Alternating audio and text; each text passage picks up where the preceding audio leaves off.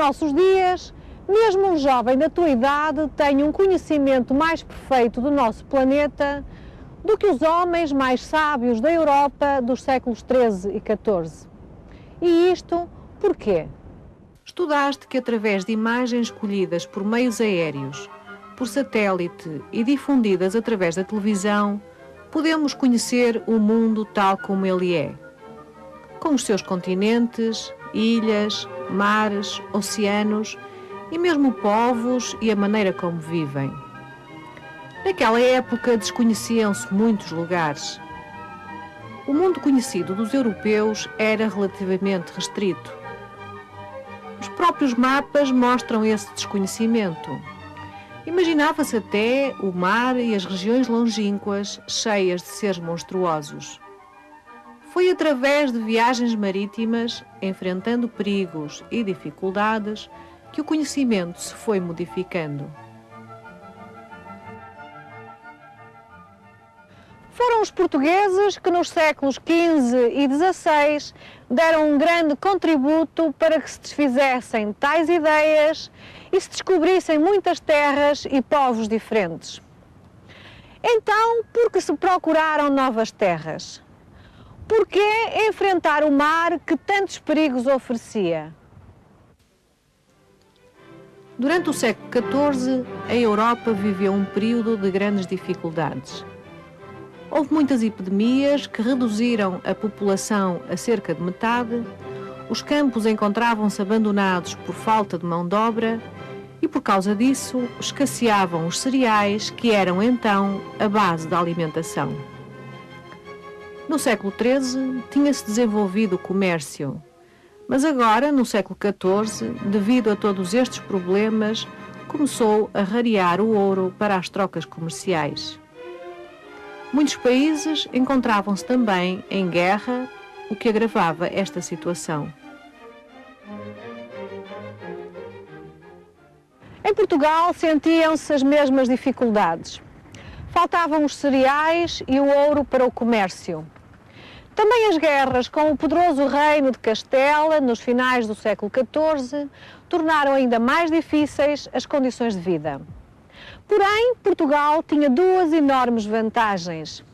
Por um lado, saíra da Revolução de 1383-1385, com o rei escolhido por uma grande parte da população. Por outro, o mar que banha a nossa costa permitia o contacto com novos espaços e riquezas. A procura de novas terras prometia, assim, a solução dos problemas económicos e sociais.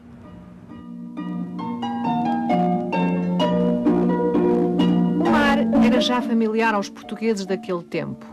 Pescadores, marinheiros e mercadores percorriam-no até ao norte da Europa, ao Mediterrâneo e ao norte da África. Na verdade, a extensão da nossa costa, a existência de alguns bons portos, permitiam o contacto com gentes de outras regiões que nos trouxeram conhecimentos técnicos e científicos, tornando assim menos difíceis as viagens. Através dos árabes chegaram até nós a bússola, o astrolábio, a vela triangular. Judeus, catalães e outros povos desenharam e divulgaram mapas das regiões já conhecidas.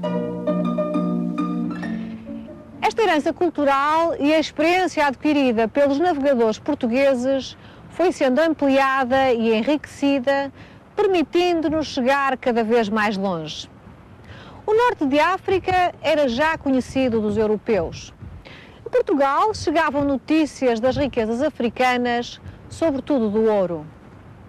É em direção a este continente que os portugueses irão partir, através do mar, buscando ilhas e outras terras desconhecidas, iniciando assim a expansão. Vamos então seguir o percurso dos nossos navegadores. Vai ser o infante Dom Henrique, o principal responsável pela organização das expedições à costa africana, quem nos vai falar. Eu, o infante Dom Henrique, fui encarregado pelo senhor meu pai, el-rei Dom João I, de enviar cavaleiros da minha casa para achar as terras de além-mar. Com o rendimento da Ordem Militar de Cristo, de que eu era então governador, pude reunir à minha volta muitos homens de vários grupos sociais que, com desejo de aventura ou de acrescentar os seus rendimentos, me procuravam. Assim, nos anos da graça do Senhor de 1418 e 1419, foram achadas as ilhas a que pusemos o nome de Porto Santo e Madeira. Passados uns anos, por volta de 1427, Diogo de Silves encontrou outras ilhas, a que chamou Açores. Em 1434, depois de várias tentativas falhadas ao longo da costa africana, o meu fiel escudeiro Gilianes dobrou finalmente o Cabo Bojador. Ao contrário do que alguns diziam, provou-se que a terra não acabava ali. Tão contente fiquei com este feito que ordenei que se fizessem novas viagens, descobrindo-se a seguir as ilhas de Cabo Verde e a Serra Leoa. Os meus novos navios, as caravelas, muito têm contribuído para este sucesso. As suas velas triangulares permitem navegar à bolina, mesmo quando sopram os ventos contrários. Além disso, em cada expedição, os navegadores que chegam contam-nos sempre a sua experiência, e com esse saber é possível avançar um pouco mais. De facto, com este saber e estes navios, acredito que chegaremos cada vez mais além. A morte do infante Dom Henrique, em 1460, faz abrandar o ritmo da expansão marítima. Porém, passados alguns anos, será o rei Dom João II quem irá dar novo impulso às descobertas. Ouçamos o que este rei nos diz num dia em que se sente particularmente feliz. Eu, Dom João II, sinto-me tomado de grande alegria e emoção. Neste ano de 1488, as caravelas de Bartolomeu Dias, após grandes perigos e duras tempestades, dobraram o cabo das tormentas, a que eu achei por bem chamar de Boa Esperança. Desde 1474, quando tomei a meu cargo a descoberta de novas terras, que alimento um grande sonho: chegar à Índia por mar. Os lucros do comércio da costa africana permitiram-me construir as caravelas e reunir no meu reino homens experientes e conhecedores dos astros, da geografia e de todos os saberes ligados à navegação. O meu desejo é ir cada vez mais além do Equador, conhecer novas terras, novas riquezas, novas estrelas. Os meus corajosos navegadores muito têm contribuído para a realização desta ambição. Diogo Cão, nas suas viagens realizadas entre 1482 e 1486, chegou ao Rio Zaire e entrou em contacto com o Reino do Congo. Este ousado navegador percorreu cerca de 300 quilómetros na costa africana. Em 1487, como já vos disse, foi a vez de Bartolomeu Dias partir com uma pequena armada e cometer o grande feito de encontrar a ligação entre o Oceano Atlântico e o Índico. Neste mesmo ano, desejoso de obter informações seguras sobre a navegação e o comércio no Oriente, enviei por terra 2 emissários a essas distantes paragens. É que, por terra, podia-se chegar à Índia, mas o nosso interesse era encontrar uma nova rota por mar. Tenho fé e tudo se conjuga para a concretização deste grande sonho. Porém, tenho de assegurar bem os interesses portugueses em relação ao comércio e à posse das terras descobertas. É que os nossos poderosos vizinhos, os reis de Leão e Castela, têm também a mesma ambição. Quando Dom João II morreu, em 1495, um longo caminho tinha sido percorrido pelos barcos portugueses. Num período de cerca de 70 anos, fruto de um trabalho persistente e corajoso, muitas descobertas se foram fazendo. Primeiro, as Ilhas Atlânticas. Depois, em temerárias viagens, foram, a pouco e pouco, reconhecendo toda a costa ocidental africana. Em 1488, Bartolomeu Dias, numa arriscada missão, dobrou o Cabo da Boa Esperança e navegou pela primeira vez no Oceano Índico. Mas também o nosso poderoso vizinho tinha avançado com êxito nas descobertas. Em 1492, Cristóvão Colombo, viajando para o Ocidente, pensara ter chegado à Índia. Na verdade, apenas atingir as Antilhas, no continente americano. Como podes imaginar, a rivalidade entre os dois reinos era muito grande e ambos tinham o mesmo objetivo: chegar à Índia por mar. Quem chegará primeiro à terra das especiarias?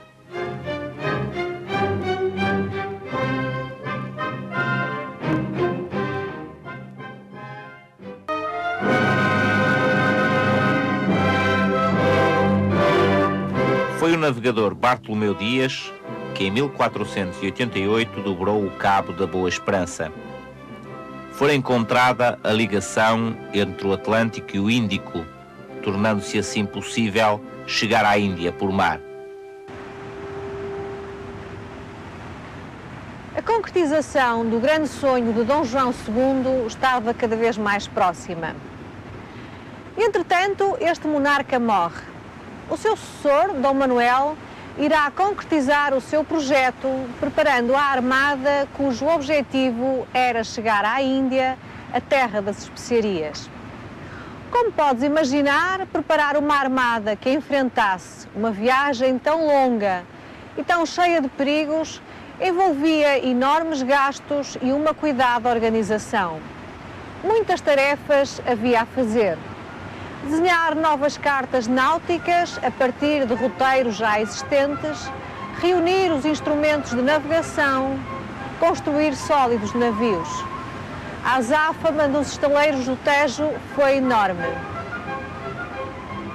Além de uma caravela, construíram-se 2 navios maiores, as naus. Estes barcos possuíam velas redondas.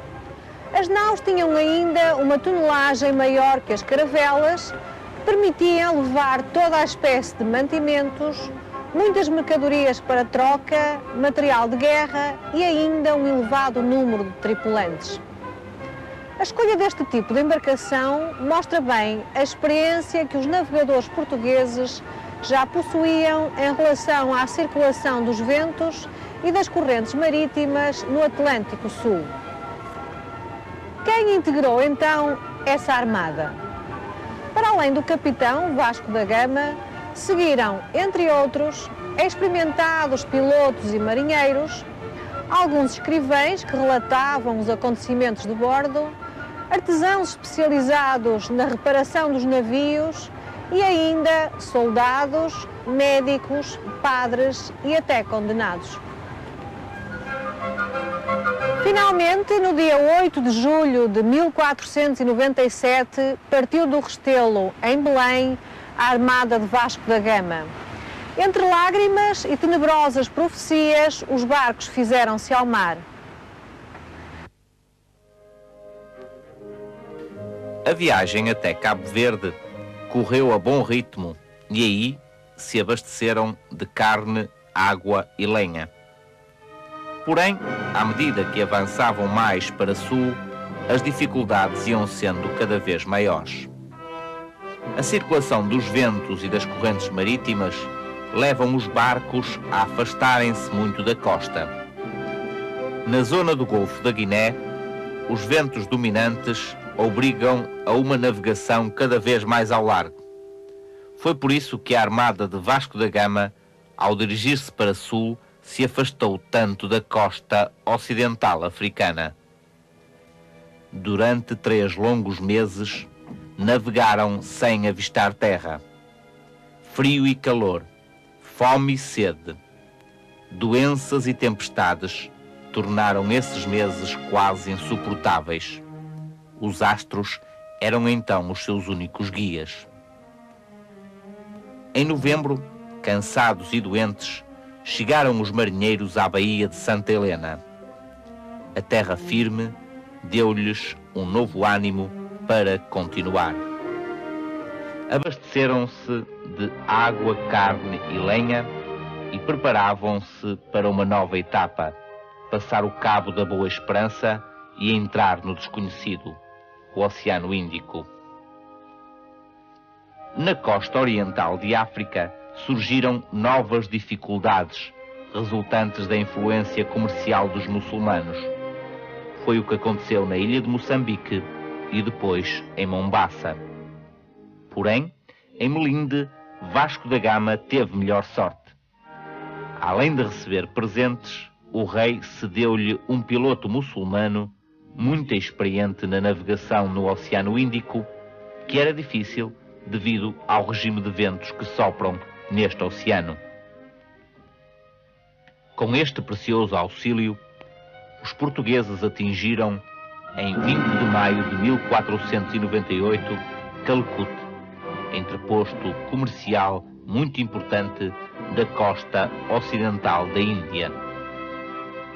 Porém, também aí a influência dos mercadores muçulmanos dificultou os nossos objetivos comerciais, não se alcançando os resultados que se previam. Contudo, havíamos chegado à Índia. Mostrávamos ao mundo uma nova rota marítima. Em meados de 1499, após uma longa e difícil viagem de regresso, a Armada aporta a Lisboa. No caminho, perdera-se um barco e metade da população morrera. A experiência adquirida iria permitir, em viagens posteriores, estabelecer contactos mais vantajosos no comércio das especiarias, pedras preciosas e outros artigos de luxo.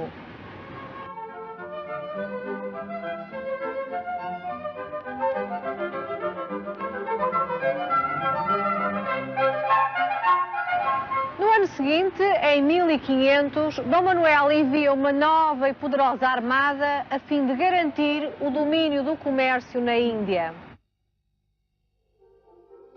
O seu comandante, Pedro Álvares Cabral, irá seguir a rota de Vasco da Gama no Atlântico. Porém, passado o arquipélago de Cabo Verde, a armada ruma um pouco mais para o ocidente, o que levou à descoberta de uma nova terra que foi chamada de Vera Cruz, mais tarde designada por Brasil.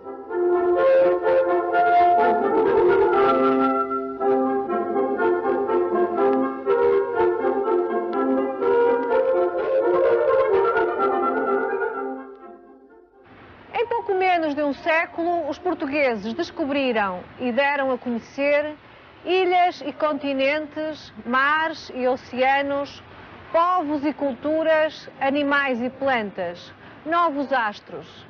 Podemos dizer que os portugueses do século XV alargaram as fronteiras do mundo.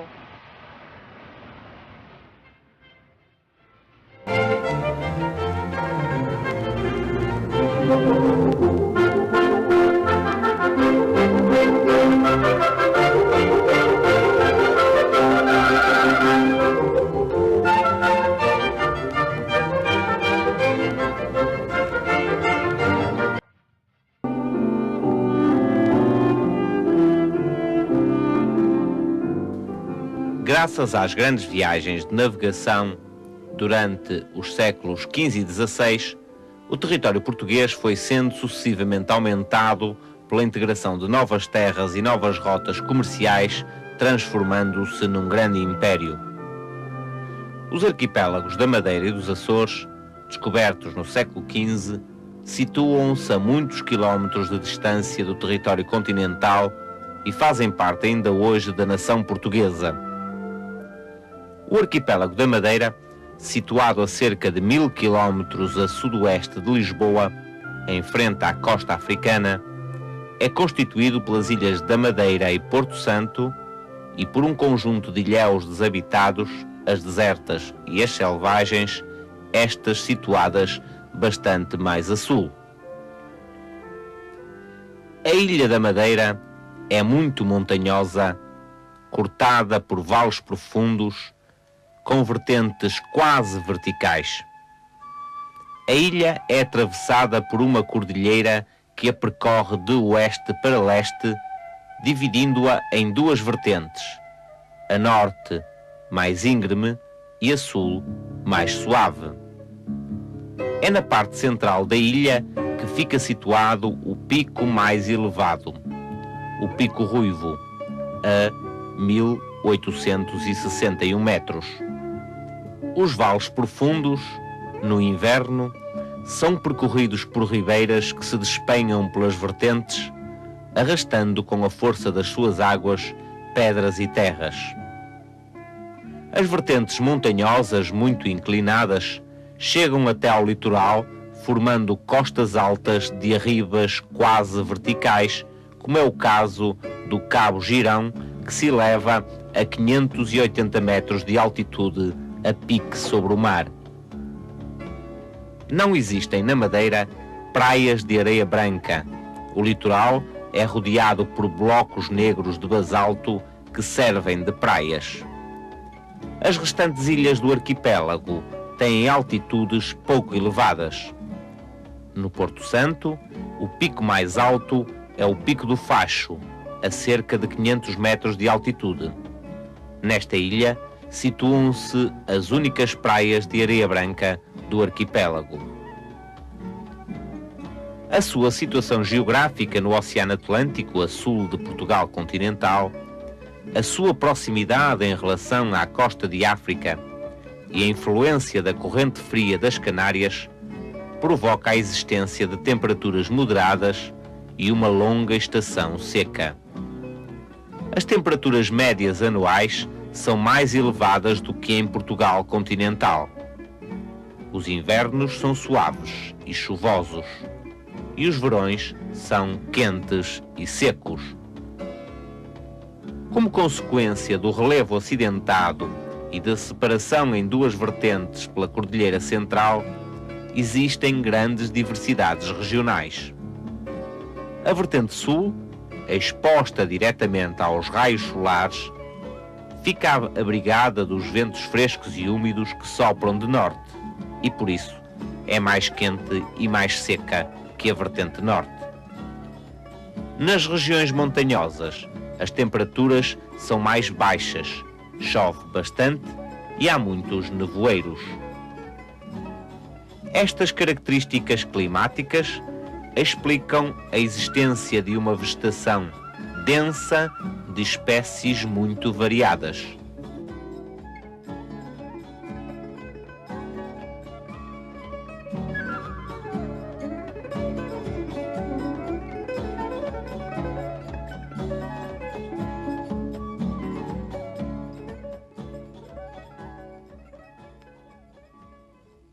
A densidade da vegetação existente na ilha, quando da sua descoberta, justifica o nome que os portugueses lhe deram.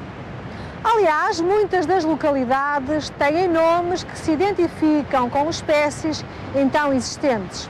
Por exemplo, a Vila de Faial, na vertente norte, deve o seu nome à existência de faias. No entanto, grande parte da floresta original da ilha foi destruída por incêndios provocados pelos primeiros colonizadores, que assim procuravam terras aráveis para a introdução da agricultura, nomeadamente da cultura do trigo. Da floresta original, restam ainda algumas espécies, como os loureiros, as faias, as urzes e as giestas, mas grande parte da vegetação atual foi plantada. As temperaturas bastante elevadas permitiram que os primeiros colonos introduzissem a cultura de plantas tropicais, como a bananeira e a cana-do-açúcar, embora tenham de ser regadas. A ilha de Porto Santo tem uma estação seca mais prolongada que a Madeira, e aí a vegetação é rara. Os cumes das serras apresentam-se desnudados, sem qualquer cobertura vegetal.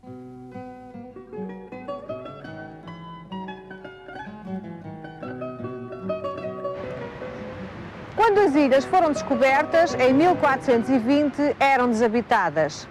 Logo após a sua descoberta, o infante Dom Henrique ordenou o seu povoamento e aproveitamento económico. A Ilha da Madeira foi, para isso, doada a dois fidalgos navegadores, João Gonçalves Zarco e Tristão Vaz Teixeira. A Ilha de Porto Santo foi doada a Bartolomeu Perestrelo. Eram designados por capitães donatários. Os primeiros colonos, originários do Minho e do Algarve, incendiaram os matagais e iniciaram a cultura de cereais, fruta, legumes, vinho e cana-do-açúcar. O trigo acabou por ser o cereal mais cultivado e a cana-do-açúcar o produto de maior rendimento. As condições naturais da ilha, com relevo muito acidentado, ausência de solo arável e com grande secura de verão, exigiram um enorme esforço humano da parte dos primeiros colonos. Foi necessário romper a rocha, construindo socalcos para fazer o aproveitamento dos terrenos e evitar as enxurradas violentas.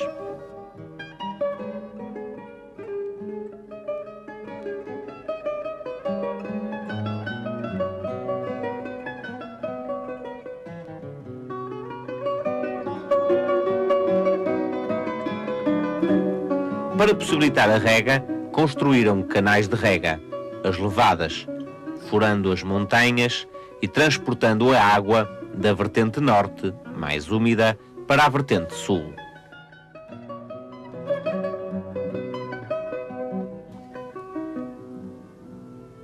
O arquipélago dos Açores situa-se no Oceano Atlântico, a cerca de 1.600 km a oeste de Lisboa, sensivelmente a meio caminho entre a Europa e a América do Norte, e é constituído por 9 ilhas que formam 3 grupos.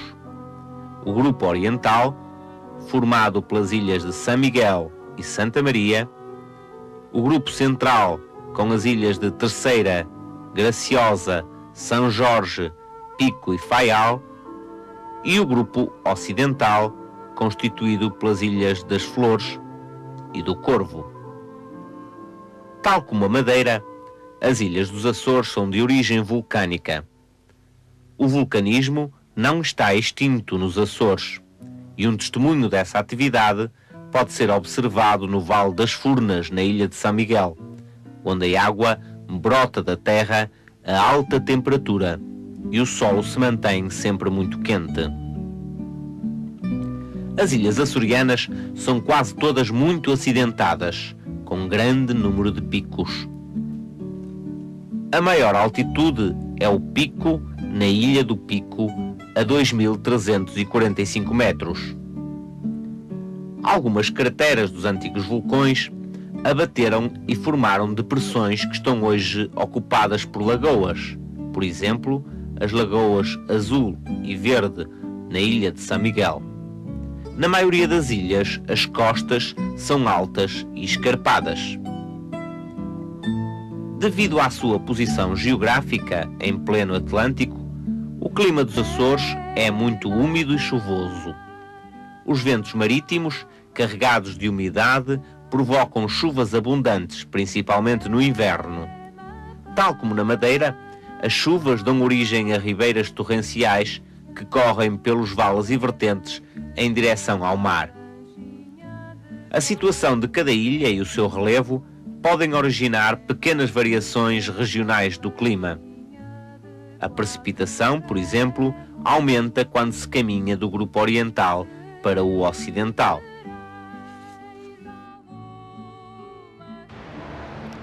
Pensa-se que os portugueses chegaram aos Açores no ano de 1427, depois de se ter feito o povoamento e o aproveitamento económico da Madeira. A partir dessa altura, o arquipélago passou a ser um local privilegiado para a escala de barcos que, vindos do Atlântico Sul, da Índia e do Brasil, aproveitavam os ventos e as correntes marítimas para mais facilmente atingirem as costas da Europa.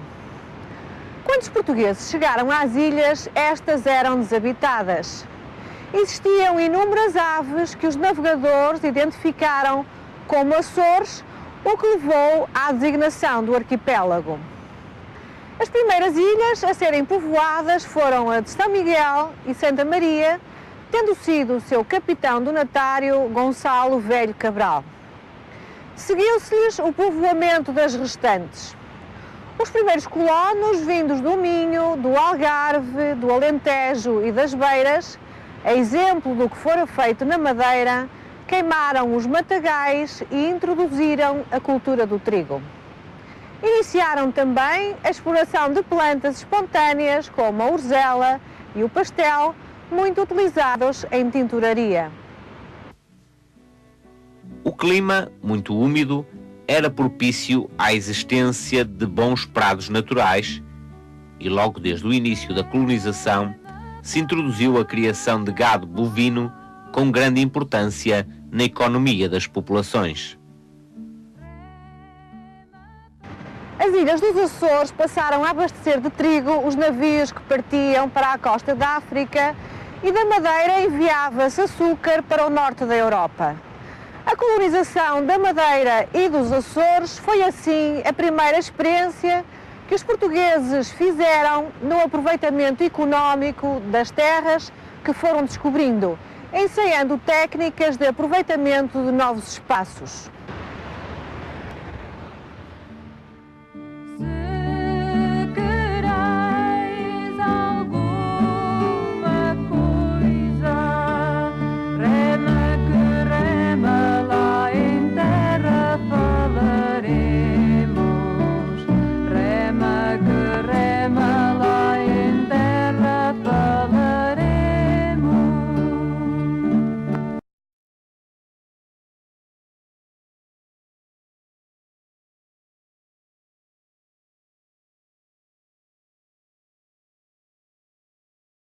No século XVI, os portugueses dominavam territórios situados em vários continentes, a Ásia, a África e a América, pondo em comunicação povos de culturas muito diferentes. As ilhas atlânticas encontravam-se desabitadas. Ao contrário, em África, os portugueses contactaram populações com uma longa história.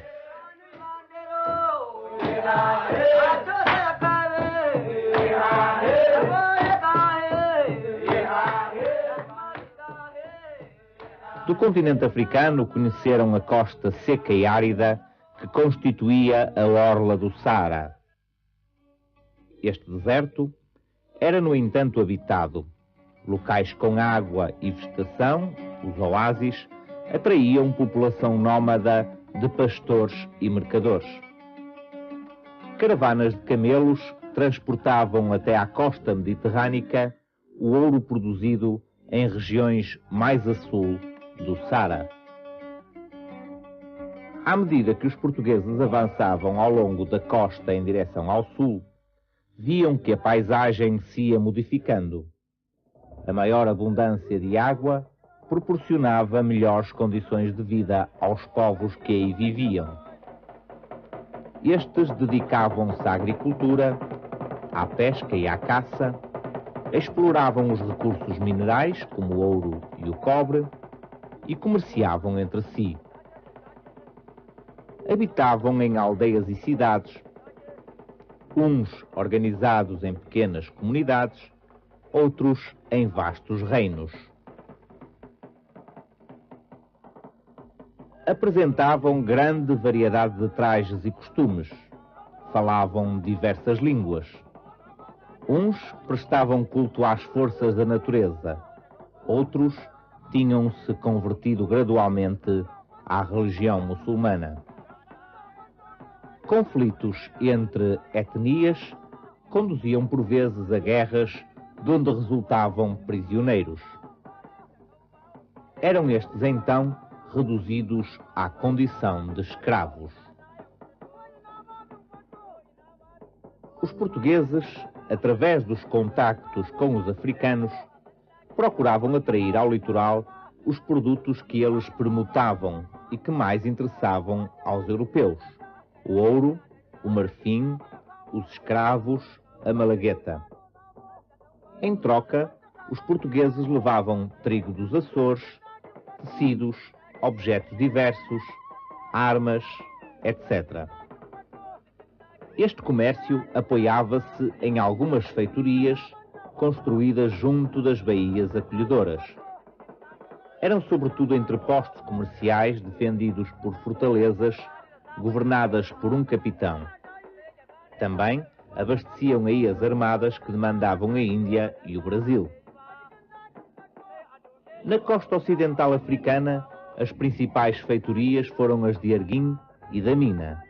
Na costa oriental, ergueram-se as feitorias de Sofala e de Moçambique.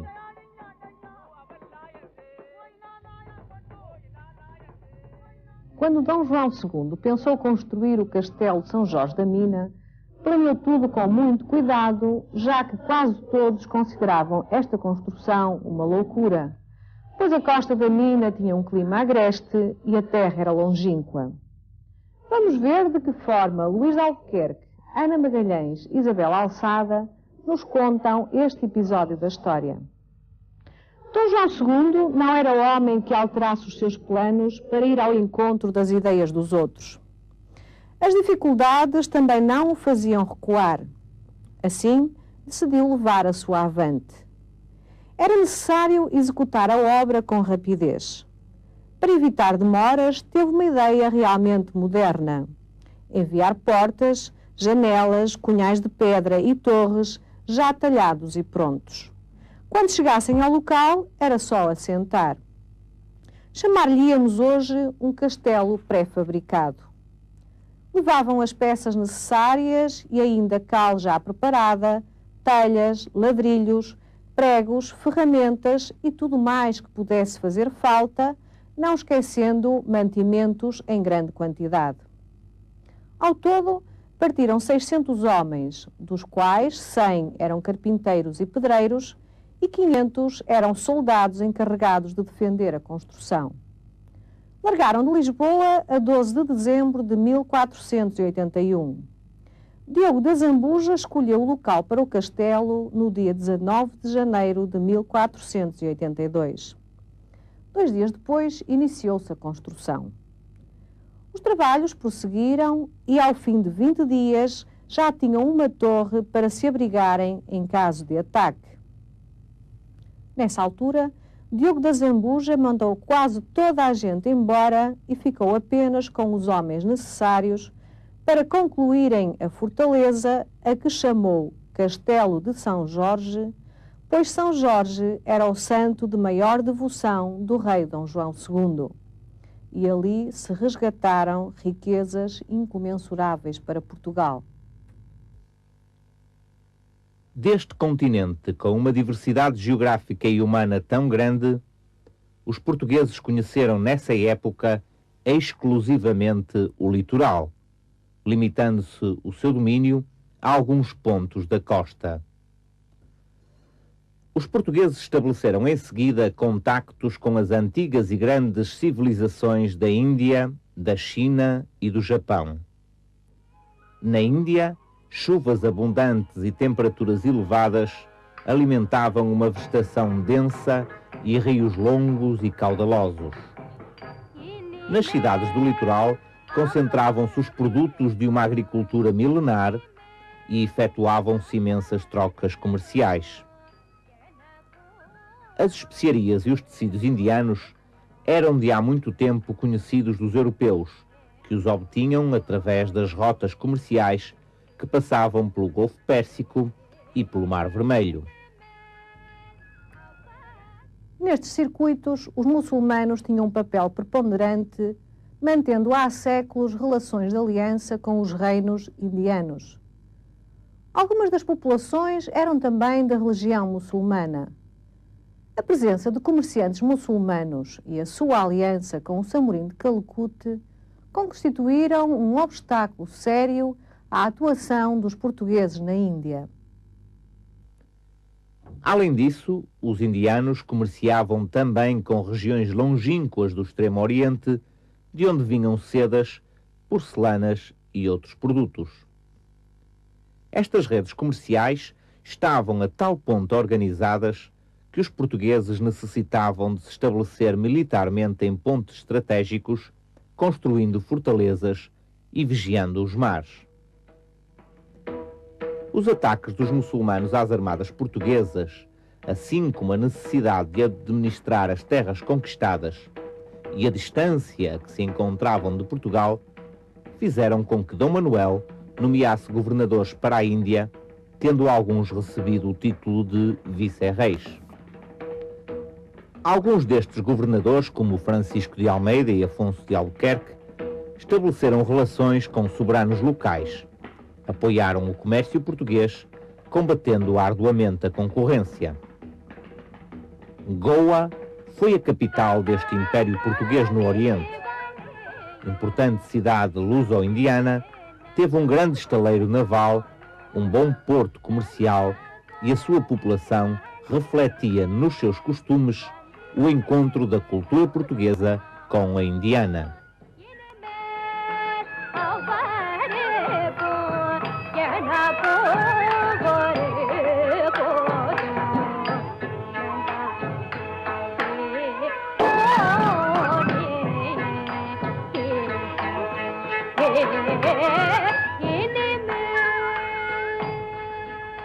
No Extremo Oriente, os portugueses foram os primeiros europeus a conseguir comerciar diretamente com a China e com o Japão. Mas o estabelecimento dessas relações não foi fácil. De tal forma, os chineses não gostavam de nós, que na porta da cidade de Cantão foi afixado um letreiro dizendo o seguinte: proibida a entrada a homens pálidos, de longas barbas e grandes olhos. Apesar destes problemas, portugueses e chineses estabeleceram relações comerciais duradouras através de feitorias. O território de Macau foi doado a Portugal pelos chineses, tornando-se numa das mais importantes feitorias do Oriente. Quanto ao Japão, os portugueses introduziram nessa região produtos europeus e serviram de intermediários entre esta e outras regiões da Ásia. Porém, a partir da segunda metade do século XVII, o imperador japonês proibiu todos os contactos com os estrangeiros. No que se refere ao Brasil, o interesse que os portugueses tinham na sua exploração era de início diminuto. Contudo, o pau-brasil, cortado nas matas pelos índios, era transportado então para a Europa, onde era usado para tingir tecidos. Em 1530, o rei Dom João III tomou a iniciativa de colonizar o Brasil, dividindo-o em capitanias à semelhança das Ilhas Atlânticas. Mais tarde, nomeou um governador-geral para todo o Brasil. Constituíram-se então as primeiras plantações de cana-sacarina. As maiores tinham um engenho onde se fabricava o açúcar. Os portugueses donos desses engenhos utilizavam a mão de obra índia e, sobretudo, os escravos trazidos de África para trabalharem no cultivo da cana.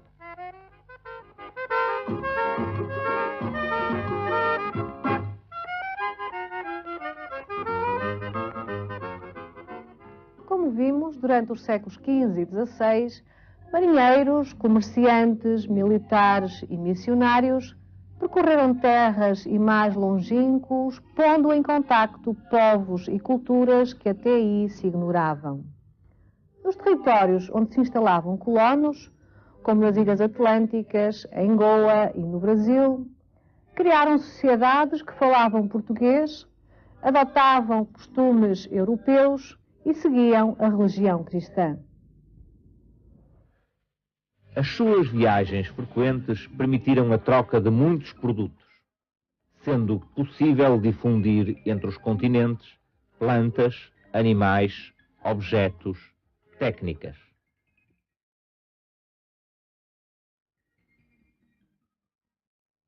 Através dos mares, afluíram à capital as novidades vindas de outras paragens, modificando a vida da população portuguesa.